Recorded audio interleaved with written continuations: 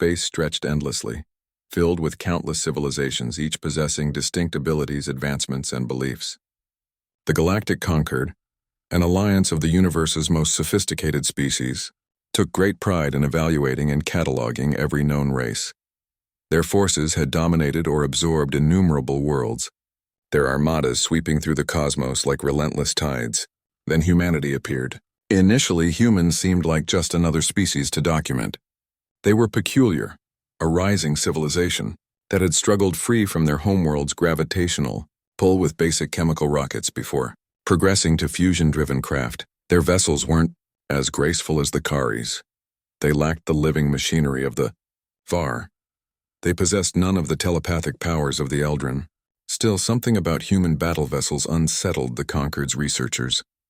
The initial meeting involved the hegemony of Trinax, a race celebrated for its thorough information gathering. Their intelligence division had long claimed superiority in examining any craft, regardless of protective measures. They believed information equaled dominance, so when they met their first Terran warship, the TNS Dauntless, they instantly powered up their long-range sensors. What they discovered altered everything. The vessel's outer shell appeared ordinary enough, built from sophisticated metal compounds and protected against most recognized threats. But when the sensors tried going deeper, they hit something unprecedented. The information returned was impossible. The measurements jumped erratically. The ship's power source showed as a fusion core one instant, an antimatter engine the next. The armament seemed to shift between known types, appearing as railguns, then plasma weapons, then something completely unknown. More troubling, certain ship sections became information voids, as though the sensor beams themselves were being consumed. Then the Trinax scanners collapsed completely. Not merely the ones targeting the ship, every single one. Throughout the hegemony's intelligence grid, deep space monitoring equipment went dark. The Trinax analysts overseeing the examination shrieked in pain as their neural connections overloaded. Some experienced instant brain death, dropping at their workstations. Others tore at their own skin, babbling nonsense about voices hidden in the data streams. Weeks passed before the Trinax infrastructure could be rebuilt, and when operational again, they declared something extraordinary. No Trinax craft would ever, under any condition, attempt examining a human warship again. The Concord brushed this off as a fluke until the pattern repeated itself. The Zelnari, a species famous for their biological computers and revolutionary genetic manipulation, tried deciphering what existed within a Terran dreadnought. Their scanning appendages, living creatures themselves, withered and perished upon touching the ship's energy field.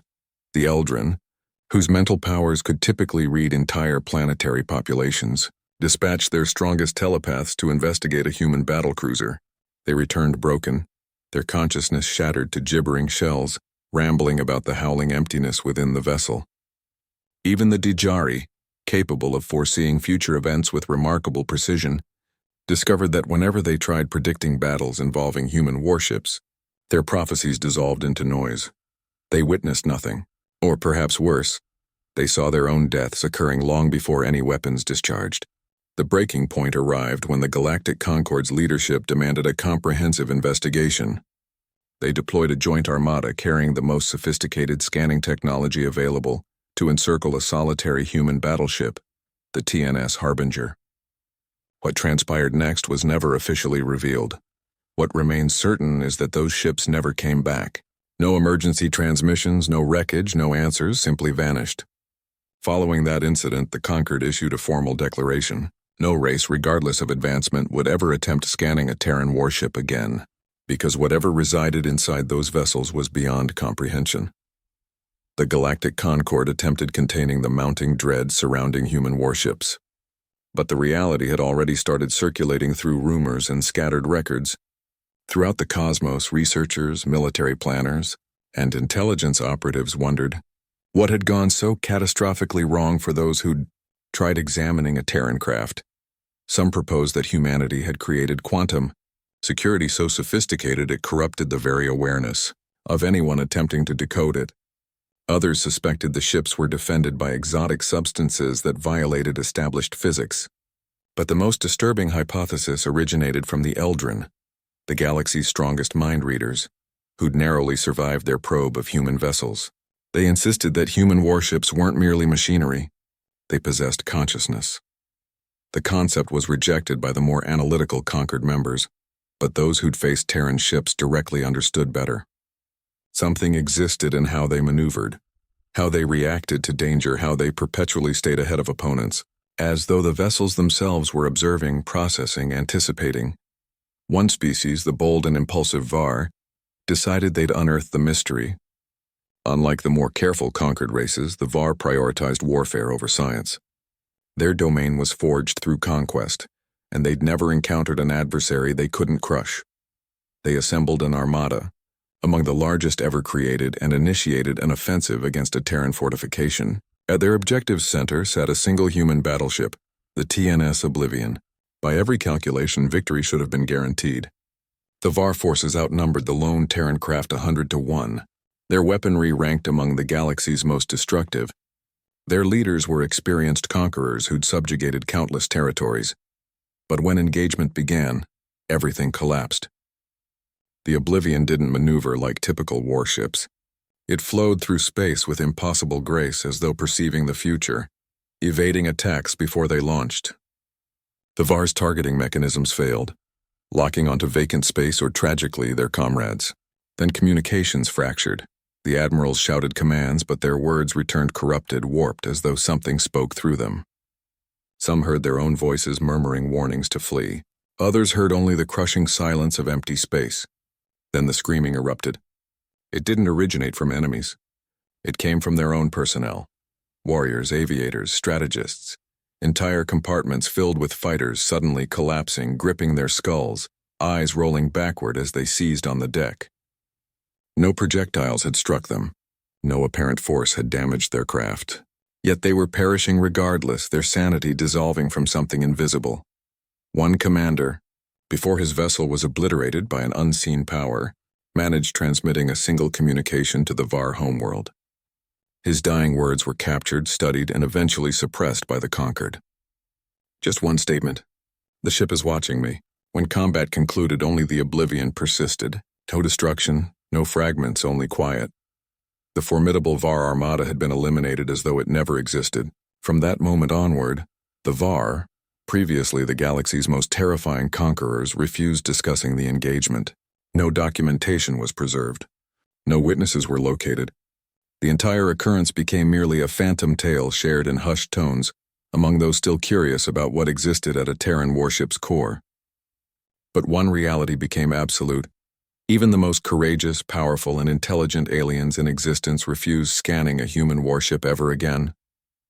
The terror surrounding human warships intensified, but it transcended simple fear. It became a caution burned into the consciousness of those who dared seeking knowledge and paid dearly. Entire societies had learned to redirect their sensors when encountering a Terran vessel, regarding them as cosmic irregularities best left alone. Yet invariably someone ignored the warnings. The Zelnari, an elderly and prideful species, viewed themselves as intelligence incarnate. Their civilization had conquered reality-bending sciences, manipulating temporal and spatial dimensions freely. Their intellects operated at such elevated levels that they perceived other species as mere infants, stumbling blindly. They held no respect for the Galactic Concord.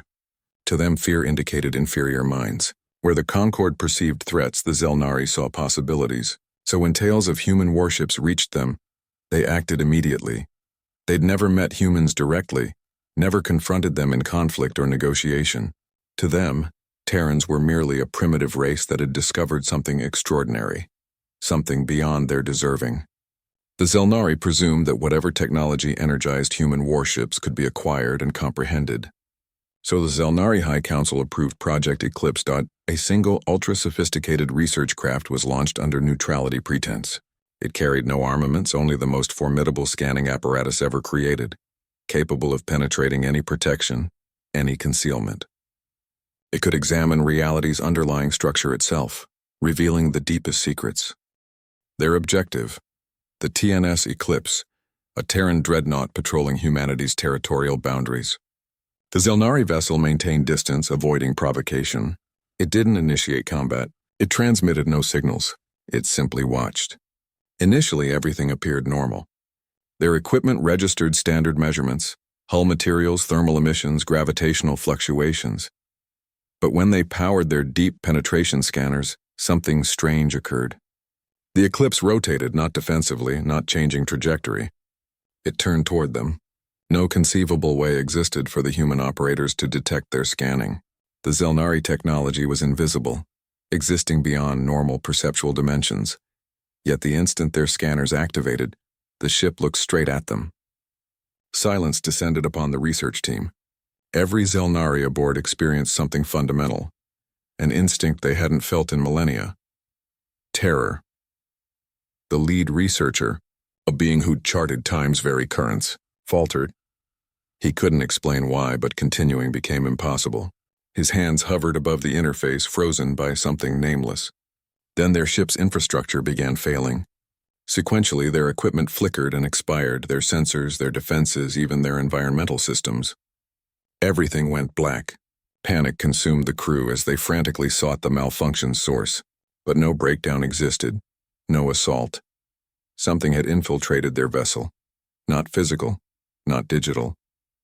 Something was observing them. The lead researcher gasped as his perception blurred. He wasn't in his laboratory anymore, not aboard his craft. He was elsewhere. He existed in an endless void surrounded by murmurs without origin, forms twisted in the blackness, eyes materializing and vanishing, regarding him with something beyond curiosity, more like assessment. The murmurs transformed into utterances. He understood no language, but the intent penetrated his consciousness. "Do not perceive," the researcher screamed, crumpling as his awareness returned to his physical form. He lay on the frigid metal deck of the Zelnari research vessel, struggling for oxygen. Surrounding him, his crew remained still, lifeless, deceased. Their eyes remained open, their expressions locked in soundless terror. The Eclipse did nothing. It fired no weapons. It merely turned aside as though uninterested. When the Zelnari craft was eventually discovered, drifting powerlessly through space, nobody survived to clarify what happened. The information records were damaged beyond recovery. The Zelnari High Council tried concealing the catastrophe, eliminating all Project Eclipse documentation, but whispers persisted. Stories, anxieties. Even among the galaxy's most arrogant civilization, the lesson was unmistakable. Do not scan human warships, because certain knowledge should never be possessed. The Zelnari incident sent ripples throughout the Galactic Concord. If even they, entities who'd mastered space, time, and knowledge's very nature, couldn't comprehend what lay inside a human warship, then perhaps the truth was meant to stay hidden. Fear transformed into silence. Silence transformed into evasion. For generations, no species risked scanning a Terran vessel. Meetings with the Terran Navy were fleeting, typically ending with alien craft changing direction wordlessly. The Concord, once committed to classifying every galaxy race, quietly erased humanity from their databases. But some still pursued answers. The Dlik were a civilization of archivists, chroniclers, and knowledge seekers. Unlike the Concord's conquerors, the Dlik desired neither warfare nor authority. They simply craved understanding. To them, humanity's enigma represented the universe's most captivating riddle, and so one final effort was undertaken. A solitary Dlik reconnaissance ship, the Seeker's Gift, was dispatched to shadow a Terran fleet. They didn't plan scanning the vessels directly, merely documenting their patterns, examining their energy signatures, and interpreting any behaviors that could explain what had driven so many others mad. For weeks they followed secretly. The human convoy didn't acknowledge them, showed no hostility, as though they disregarded the tiny, meaningless craft observing from darkness. Then unexpectedly one day, the Terran flagship TNS Omen stopped completely. The remaining fleet continued forward, but the Omen stayed frozen, watching. The Dlik crew hesitated. They hadn't scanned the ship. They'd done nothing provocative, so why did it seem like the Omen had suddenly noticed them? Aboard the Seeker's Gift, uneasy tension permeated the air. The vessel's captain, a veteran explorer named Cathiel, considered retreat. The mission had succeeded. Recording human fleet behavior was accomplishment enough, but curiosity had driven Dlik evolution. So against his instincts, Cathiel gave the command. One scan, passive mode, merely enough to understand why it halted. The order was executed. The ship's sensors extended gently, carefully as though avoiding disturbing something dormant. For several seconds, nothing occurred. Then every display on the Seeker's gift went dark. The craft shook violently as though something had seized it. Equipment exploded in eruptions of flame and interference. The crew screamed as the ship's artificial gravity reversed, hurling bodies against the ceiling. And then voices emerged, not through speakers inside their minds. They weren't language. They were thoughts, recollections not their own. They witnessed fire and metal, a conflict spanning the stars. They experienced rage, a wrath so profound it incinerated worlds.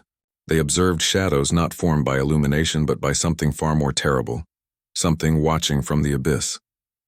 Kethel dropped to his knees, clutching his head as the visions threatened shattering his mind. His crew was sobbing, shrieking, muttering incomprehensible things. Through the pandemonium, a single message pierced the chaos, a voice immense and ancient. It wasn't human, but it resonated with humanity's fury. You were cautioned. Then silence. The Seeker's gift reappeared at Concord Space's edge days afterward, drifting aimlessly. Every crew member was alive but transformed. Kethel never spoke again. His once magnificent intellect had been hollowed out, leaving only an empty, haunted gaze. The others told stories without coherence, rambling nonsense about something lurking in darkness, about human warships being more than machines, about a force even the Concord feared naming. The Delic High Council sealed the documentation. From that day forward, the final race brave enough seeking truth joined the rest of the galaxy in silent consensus. No species, regardless of intelligence, regardless of advancement, would ever scan a human warship again, not because they feared humanity, but because they feared what humanity had discovered. The galaxy descended into quiet, troubled acceptance. The truth was never voiced openly, but everyone understood.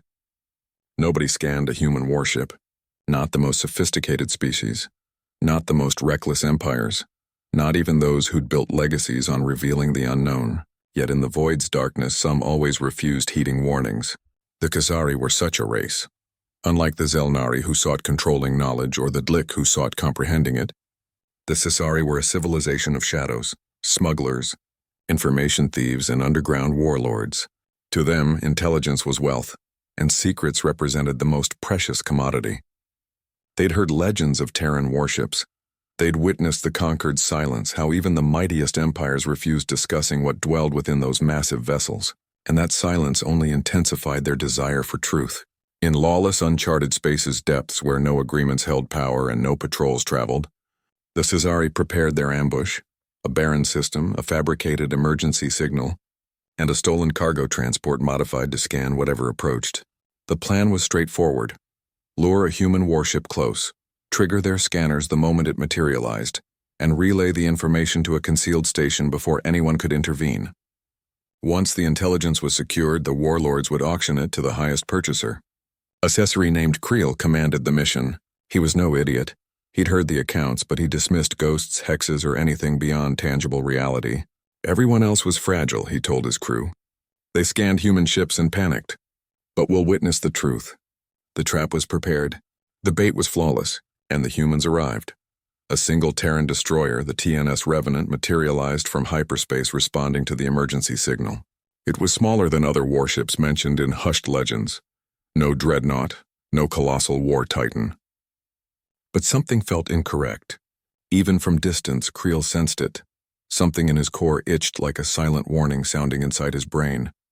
"Scan it," he commanded, dismissing the sensation. His crew hesitated momentarily before complying.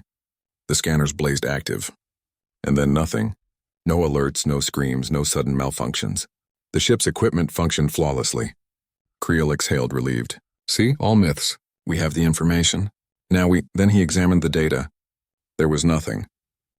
No thermal signatures, no power readings, no mass displacement. It was impossible. A vessel couldn't exist in physical space without registering something. Even cloaked craft left gravitational traces. Even the most sophisticated stealth technology couldn't erase a ship from existence. Yet according to sensors, the Revenant wasn't there. Creel's stomach twisted as terrible understanding crept up his spine. It had permitted them to scan it. For the first time in galactic memory, a human warship had allowed itself to be observed. Not because the Sasari were cleverer, Not because they'd outsmarted some incomprehensible force, because the Revenant wanted them to witness. The vessel's illumination flickered, not the Revenant's, their own. The hum of engines stuttered. Creel grabbed the console as the atmosphere grew dense. His lungs fought, pulling in oxygen like the air had thickened into something wrong. The remaining crew staggered, some collapsing as their bodies trembled violently. The ship was communicating, not in language, not in signals, in memories. Creel's vision twisted. He wasn't on his bridge anymore. Not aboard his vessel, he was somewhere else. A battlefield. A world scorched to blackened ash, a fleet shattered to drifting corpses. And the warships, they weren't machines. They never were. Something had been abandoned in humanity's greatest war's aftermath. Something that should have perished. Something without place in nature's order. Yet it persisted. It had been given shape. A body of metal, engines, and weaponry. But at its core, in its very essence, it wasn't a warship. It was a tomb. And something inside had never stopped screaming. Creel collapsed, retching as the vision ended. His body felt wrong, like his consciousness had touched something it was never meant to encounter. He clawed at his console, frantically trying terminating the transmission, erasing the information. Too late, the Revenant moved. Not forward, not backward. It flickered, one moment before them, the next inside their ship. The walls bled information, displays turned to static. Crew members screamed as their eyes turned black, as their bodies locked rigid, as their voices abandoned them. Creel saw numbers on his console counting down. Information transmission complete. The data had been sent. Where? Creel didn't know. He never would. The Revenant spoke one final time. A whisper that wasn't human. Your debt is settled. Then there was nothing. No ship, no Sasari. No wreckage, only silence. The message the Sasari had stolen, the information they'd fought so desperately to acquire, was never recovered. But across the galaxy, in forgotten system depths where warships drifted in unmarked graveyards, some began awakening. The silence following the Sasari incident was different. Previously, species avoided scanning human warships from fear. Now they avoided them from understanding. Something ancient had been disturbed, something never meant to be witnessed. For centuries, the Galactic Concord had believed itself the cosmos's ruling authority. They'd charted the heavens, documented the species, constructed empires spanning hundreds of systems. But things existed in the void that had never been recorded in their archives, because those who tried recording them never returned. The forgotten war. The fragments were scattered, but now some had begun assembling them. Throughout hidden archives, ancient reports whispered of humanity's great conflict. A war fought not against another empire, but against something else. It had been swift, brutal. The humans had fought isolated. No species had offered assistance. Then silence. The war ended. The humans survived. And nobody ever discussed what exactly they'd survived against. Initially, the Concord had believed humanity had simply triumphed, destroying their enemy so thoroughly that history had erased them. But the reality was far more terrible. The whispering ships. Something shifted in the years following the Sasari's vanishing. Across the stars, Terran warships began moving in ways defying logic. They appeared in systems with no departure records. They drifted through battlefields that no longer existed. Some were observed hovering over ancient ruins dead for millennia, their weapons powered but never discharging. And then came the whispers. Reports from cargo pilots, station personnel, even criminals in the outer territories all described the same phenomenon. They'd be in their vessels conducting business, and then the static would arrive. A brief flicker across their communications, a burst of noise through their equipment. Not a distress call, not a message, something else. A voice, not words, not even thoughts, but a presence. Something watching, something remembering. Most dismissed it. Others panicked, abandoning their craft in terror. But some, the ones who'd fought wars, the ones who'd killed before, they comprehended it. It wasn't a threat. It was a warning. And one by one, the galaxy's oldest warriors began leaving the front lines. They resigned from their armadas. They abandoned their positions. Some fled into exile, not because they feared humans, but because they feared what the humans had imprisoned, and what would happen if it ever escaped. The Galactic Concord held an emergency assembly. The evidence was undeniable. The humans had been concealing something from their war, something that should never have been disturbed. But now the secret had leaked. The Sci had transmitted data before they vanished. Nobody knew its destination, but someone somewhere had received it, and if they ever accessed it, the Concord reached their decision, the first sealed order, a directive all members were obligated to follow, regardless of loyalty, regardless of position. No species would attempt scanning, tracking or investigating human warships ever again. Any fleet, any researcher, any individual attempting uncovering the truth would be eliminated. Not by humans, but by themselves, because things existed in darkness that even the mightiest empires couldn't combat, and whatever humanity had buried in their warships was never meant to awaken. In a forgotten galaxy corner in a nameless station long abandoned by the Concord, a single terminal flickered alive. A signal, a transmission that had taken years arriving. The final remnants of data stolen by the Sci, now decoded. On the display, the message showed only one thing: coordinates. And far away, in the void where no stars shone, something opened its eyes. The coordinates led to a location that shouldn't have existed. A sector unmarked on any galactic chart. A void of absolute darkness where sensors refused functioning, where even the most sophisticated starships experienced unexplained failures. The Concord had eliminated all documentation of this place long ago, but now something had summoned it back into existence. A lone craft, small and unmarked, drifted toward the coordinates. It belonged to no official fleet. It bore no emblems, no identification codes. It had been stolen from numerous sources, assembled in shadows by those who didn't fear warnings. Inside, a single figure watched as the void grew darker. Her name was Vaya. She'd spent the past decade hunting truth, the Sci fall, the whispers in the void, the ships that shouldn't exist. Everything led here. She was no fool. She knew the legends, the Concord's first sealed order, the galaxy's unspoken law. But Vaya didn't respect fear. She respected knowledge, so she followed the trail. As her vessel neared the coordinates, her equipment died. The engines faltered.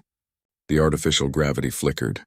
The craft refused advancing forward, as though the void itself had denied her access. Vaya exhaled sharply, reaching for manual override. Then she witnessed it, a ship, no, a tomb. It was enormous. Far larger than the warships mentioned in legends, a dreadnought the size of a metropolis, but wrong. It drifted powerless, lightless, motionless. Yet Vaya could sense it, a cold pressure in her consciousness, pushing against her thoughts like fingernails scraping bone. She'd always believed warships were merely machines. This wasn't a machine. It was a corpse, and something inside remained conscious. Her hands trembled, but she activated the scanners. A single scan. That was all she required. The data flooded in. Information unlike anything documented before. The ship wasn't constructed by humans. It was constructed from them. Not just their metals, not just their technology, their very essence. The walls were lined with something organic. The framework pulsed faintly as though breathing. Then the information feed corrupted. The text on the display twisted into something illegible, flickering between languages, none recognizable. And then a sound not through communications. Inside her mind, a whisper ancient and hollow. "You have witnessed too much." Vaya gasped, stumbling backward as her vision shattered. She saw flashes, a war long forgotten, vessels burning, worlds screaming, a terrible mistake, and the thing humanity had created to end it. The first warships, not machines, not destruction tools. They had been seals, prisons for something without name. Humanity hadn't survived their war. They had buried it, locked it away inside these hulks of metal and flesh, imprisoned by weapons never meant to be unleashed. And now, because of her, because of the Sci, because of those who refused listening, one of them had awakened. Vaya's breathing came in ragged gasps as she stumbled toward the escape pod. Her craft was already dying. The systems weren't failing. They were being consumed. Something inside the dreadnought had reached out. It had tasted her presence, and now it hungered. Vaya barely reached the pod before the hull behind her dissolved. Not by fire, not by weapons, but by something shapeless. She launched herself into the void just as the vessel was consumed. Her final sight before the pod systems engaged was the dreadnought. Once silent, now shifting. Its darkened hull flickered. A glow, a heartbeat. It was awakening, and the void would never be silent again. Vaya's escape pod tumbled through the void, spinning wildly, systems barely operational. She struggled breathing, her mind still echoing with whispers, the terrible knowledge she was never meant to possess. She'd done it. She'd uncovered humanity's secret, and now the entire galaxy was endangered. Her pod's communications were barely functioning, but she forced them online. The transmission beacon was weak, but she didn't care. She had to warn them, the Concord, the frontier colonies, the humans themselves. She had awakened something, and it wouldn't be satisfied with only her. Fingers trembling, she typed a simple message, a distress signal that would be detected by anyone listening. Only 3 words. "It is awake," then silence. The message spread like wildfire. The Concord scrambled. Armadas were mobilized. Emergency councils assembled. The sealed order had been violated. And humanity?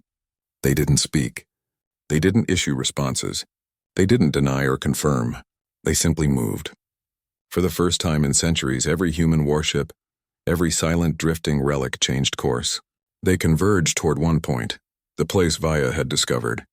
And across the galaxy, those who'd once feared humanity's war machines now realized the terrible truth. They had never been warships. They had been prison guards. And now their prisoners were stirring. Vaya never returned to civilization. Her escape pod was discovered days later, floating lifelessly near the Concord border. No damage, no forced entry. She was simply gone. Only her data logs remained intact, repeating the same message endlessly. "It is awake." By then, it was already too late, because across the void in space's deepest corners, something began moving. The Lost War wasn't finished. It had only been sleeping, and now it was time completing what had been started.